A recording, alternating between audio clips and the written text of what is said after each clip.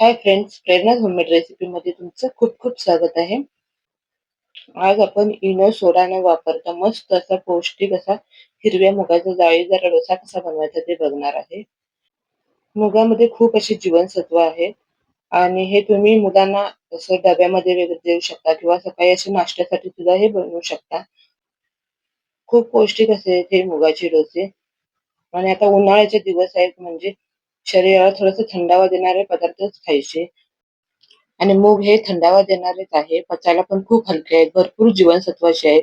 त्यामुळे मुलांना डब्यामध्ये पण देऊ शकता किंवा सकाळी नाश्त्यासाठी सुद्धा हे बनवू शकता. चला तर मग हे हिरव्या मुगाची पौष्टिक अशी जाळीदार डोसे कसे बनवायचे ते बघणार आहोत. तर इथे मी बाउलमध्ये 1 वाटी मूग घेतलेले आहेत, हिरवे मूग आणि त्याच वाटीने मी बाकीचं पण साहित्य घेतलेलं आहे. इथं हरभरा डाळ घेतलेली आहे मी 1 वाटी आणि तांदूळ घेतलेले आहेत 1 वाटी. हे सगळं तिन्ही मी समप्रमाणातच घेतलेलं आहे. तुम्ही तांदूळ इथं कुठलाही वापरा. घरचा सुद्धा वापरला तांदूळ तरी पण चालेल. आता हे चांगलं असं मिक्स करून आपण 2 ते 3 वेळेस स्वच्छ असं पाण्याने धुवून घेणार आहोत.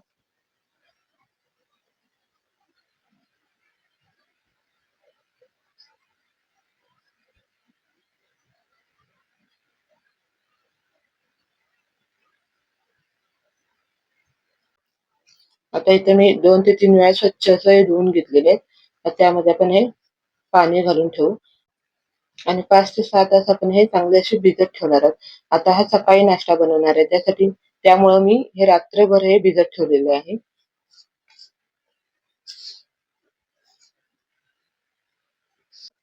आता इथं त्यासाठी लागणारी चटणी आपण बघणार आहे. इथं मी खोबरं घेतलेलं आहे, सुकं खोबरं घेतलेलं आहे. तुम्ही तिथं ओलं खोबरं सुद्धा वापरू शकता. लसूण घेतलेलं आहे, आलं, मिरची, कोथिंबीर आणि भाजलेले शेंगदाणे घेतलेले आहेत. आता मिक्सरचं छोटं भांडं घेतलेलं आहे आणि त्यामध्ये मी हे शेंगदाणे घालून घेतलेले आहेत. थोडंसं खोबरं घेतलेलं आहे. इथं सुकं खोबरं वापरलेलं आहे. तुम्ही ओलं खोबरं सुद्धा वापरू शकता इथं. 4 ते 5 लसणीच्या पाकळ्या घेतलेल्या आहेत. 4 आल्याचे तुकडे घेतलेले आहेत आणि मिरच्या घेतलेल्या आहेत 2 ते 3. आता इथे मिरच्या तुम्हाला कसं तिखट आवडतं त्याच्यावर तुम्ही कमी जास्त करू शकता. आणि थोडीशी कोथिंबीर घेतलेली आहे आणि 3 ते 4 अशी मी कढीपत्त्याची पानं घेतली. म्हणजे कढीपत्त्याच्या पानामुळं चटणीला खूप छान अशी टेस्ट येते आणि थोडंसं चवीपुरतं मीठ घालून घेतलेलं आहे.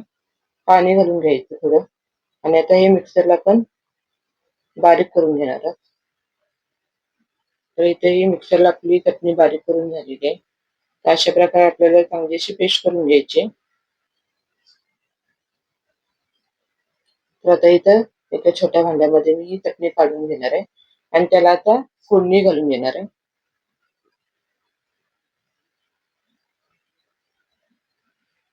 मग थोडंसं आपण मिक्सरच्या भांड्यामध्ये पाणी घालून ते घालून घेणार आहोत. आणि चटणी कशी तुम्हाला घट्टसर पाहिजे असेल तुम्ही घट्टसर ठेवू शकता, पातळ पाहिजे पातळ करू शकता. तर इथे मी थोडं अजून पाणी घालून घेणार आहे.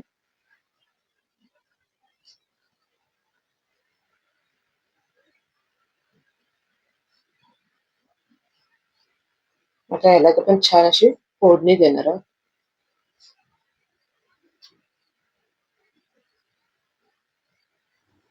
तर इथे मी एक छोटी पळी तेल घेतलेलं आहे आणि ते तेल गरम झालं की त्यामध्ये मोहरी घालून घ्यायची आणि थोडंसं जिरे घालून घ्यायचे आणि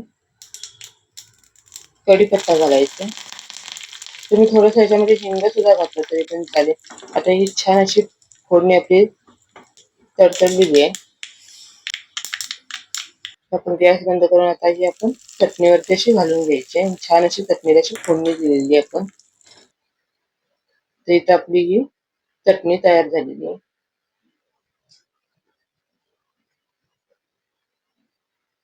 अशा प्रकारे आपल्याला ही चटणी बनवायची.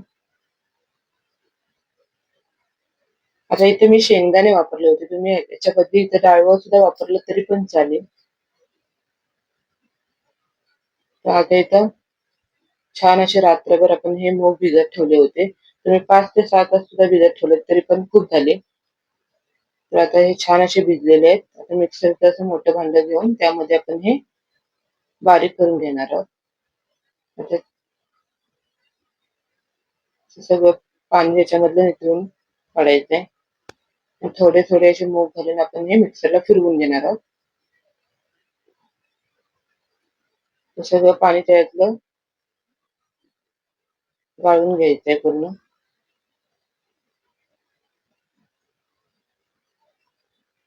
आणि हे तुम्ही मिक्सरला फिरवताना भिजत घातलेलंच हे पाणी तुम्ही वापरलं तरी पण चालू शकतं. आता त्यामध्ये मी थोडीशी कोथिंबीर घालून घेते.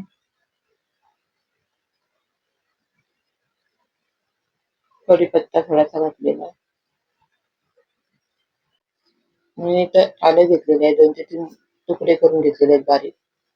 आणि मिरच्या घेतलेल्या आहेत 2 ते 3. 5-6 लसणीच्या पाकळ्या घेतलेल्या आहेत. आता थोडंसं पाणी घालून आपण हे मिक्सरला फिरवून घेणार आहोत. एकदम बारीक पेस्ट करून घ्यायची आपल्याला. इथं हे फिरवून झालेलं आहे. अशा प्रकारे आपल्याला हे बनवून घ्यायचंय. आता 2 बॅच मध्ये मी हे बारीक करून घेणार आहे.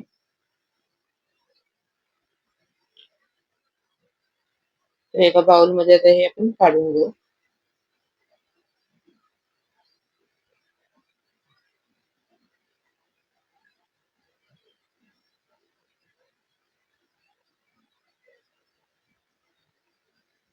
आता आपण परत एकदा मिक्सरला फिरवून घेणार आहोत.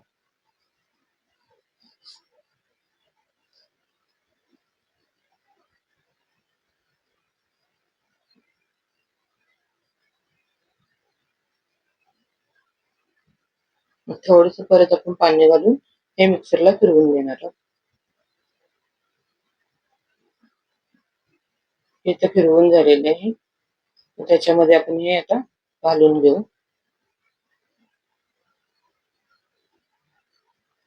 आणि छान असं मिक्स करून घ्यायचंय.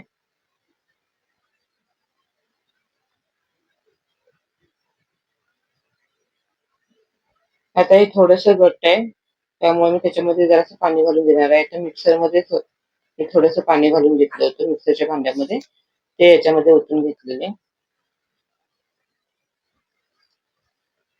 अजून पण मला थोडस हे घट्ट वाटतंय, त्यामुळे मी थोडं अजून पाणी ओतून घेणार आहे याच्यामध्ये. जसं आपण डोश्यासाठी भिजवतो ना, तसंच आपल्याला हे भिजवून घ्यायचंय.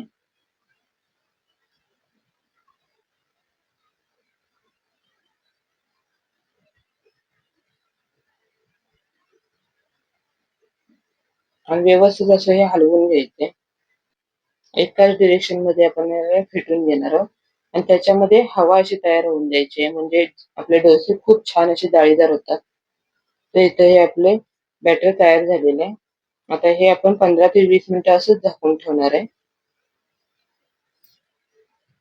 आणि इथे आपली 20 मिनिटं झालेली आहे. आणि त्यामध्ये चवीनुसार मीठ टाकून घ्यायचंय. आणि छान असं हे एकदम हलवून घ्यायचंय व्यवस्थित.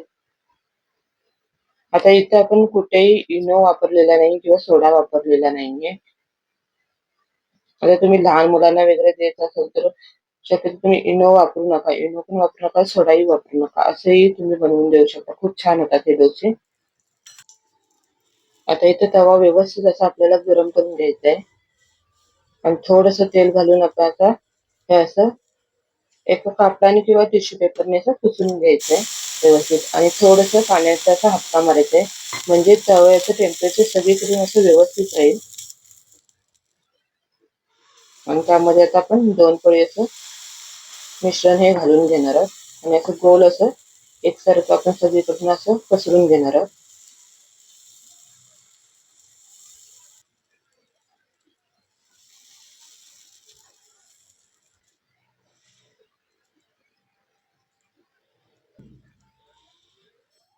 आणि हा मिश्रण थोडस वरून असं कोरडं होत आलं की आपण थोडस तेल लावून घेणार आहोत वरून.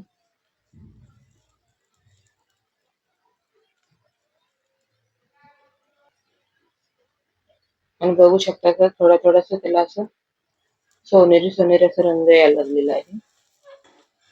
आणि साईडने असं त्याच्या कडा सुटायला लागल्यात की आपण हे तर काढून घ्यायचंय. आणि एकाच साईडने आपण हा करून घेणार आहोत भाजून.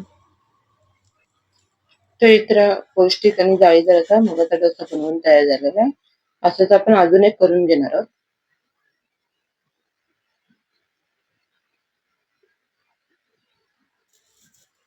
परत आपण असं थोडंसं तेल लावून असं पुसून घ्यायचंय आणि थोडंसं पाणी शिंपडायचं वरती, म्हणजे तव्याचं टेम्परेचर व्यवस्थित राहतं.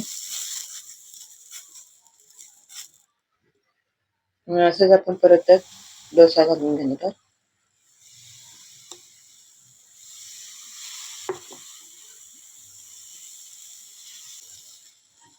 सगळीकडून असं एकसारखा व्यवस्थित असा पसरून घ्यायचा आहे. आणि एकदा डोसा घालून झाला ना की मग गॅसची फ्लेम कमी करायची आहे, म्हणजे मीडियम ठेवायची आहे. पण डोसा तव्यामध्ये घालताना व्यवस्थित असा आपला तवा गरम झालेला पाहिजे, तरच व्यवस्थित अशा डोस्याला अशी जाळी सुटते.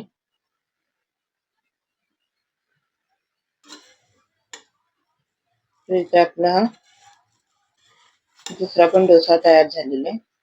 खूप छान असे हे मुगाचे डोसे बनवून तयार होतात आणि टेस्टला पण खूप छान लागतात एकदम. तर इथं मी 3 असे डोसे बनवून घेतलेले आहेत. तुम्ही बघू शकता खूप छान असे हे डोसे बनवून तयार होतात. इथं आपण सोडा वापरलेला नाही किंवा इनो वापरलेला नाही, तरी पण एकदम डोस्याला खूप छान अशी जाळी येते. तर तुम्ही हे मुलांना डब्यात वगैरे देऊ शकता. खूप पौष्टिक आहेत, खूप जीवनसत्व वगैरे आहेत त्याच्यामध्ये. किंवा सकाळी नाश्त्यासाठी सुद्धा तुम्ही हे बनवू शकता. तर इथे शरीराला थंडावा देणारे हिरव्या मुगाचे पौष्टिक असे जाळीदार डोसे बनवून तयार झालेले आहे. तर कशी वाटली रेसिपी? आवडली असल्यास नक्की लाईक करा, शेअर करा आणि सबस्क्राईब करायला विसरू नका. भेटू पुन्हा अशाच नवीन रेसिपींसोबत. तोपर्यंत टेक केअर. Bye bye.